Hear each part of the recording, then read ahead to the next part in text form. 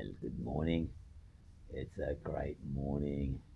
Yesterday, I went to a friend's place to buy the seat for my camper, and he had a few kites, and I got a lot of kites.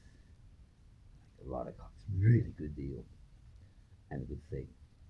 And when I got home, I walk inside and I see this box.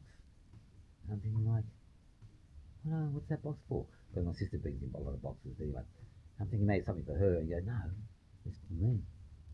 And I remember, what did I order? And I forgot. I ordered Kestrels from Panch like a month and a half ago. There was a problem with payment, blah, blah, blah. It just took ages to get there, and it arrived.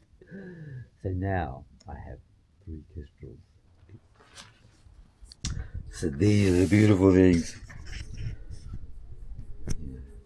Oh, I've got, I think this is what is this one?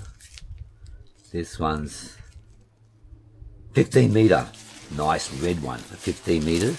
Excellent. I haven't really tried. I tried this 15 metre once. I was totally in love with it.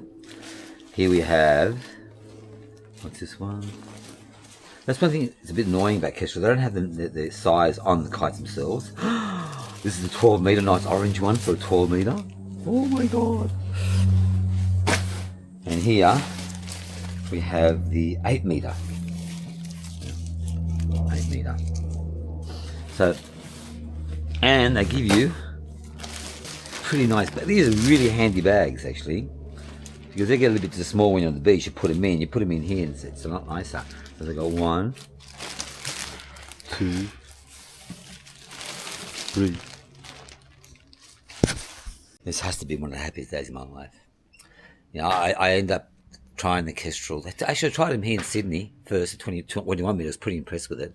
And then I went to Spain, and a friend of mine had it in Spain, and I fell in love with them. They're unbelievable kites. Now, these kites cost me on, just generally, I think I paid 2,300 Australian dollars for this kite. So, you know, it's pretty cheap.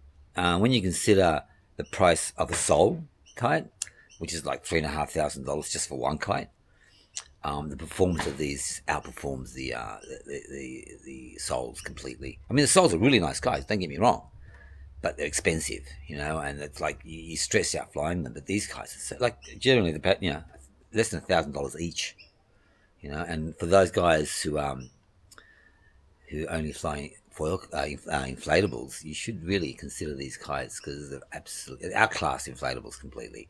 Because the performance is not just on how the kite performs to you, you know, because that's personal, what you think the kite's good because from your experience, blah, blah, blah. But the performance is in price, packaging, handling, launching, landing, repairs. That also comes into the equation. So when people say, oh, the inflatable are the best kites because they jump the highest, well, that's an opinion, you know what I mean? Because these kites are amazing, but you also got to consider everything else involved. Like, you know, the performance of a sole is fantastic, but they're $3,500. For $3,500, I can have 4 of these. So the performance of these are much better. So that's when you think about performance of kites, you really got to consider the whole equation, not just what your opinion is on what the kite is like. And the only way you can have an opinion on what the kite, if you fly them all, and I've flown them all, and I'm telling you, this outclasses everything out there. They're just a joy. I didn't want to kite surf. I just didn't want to go kite surfing.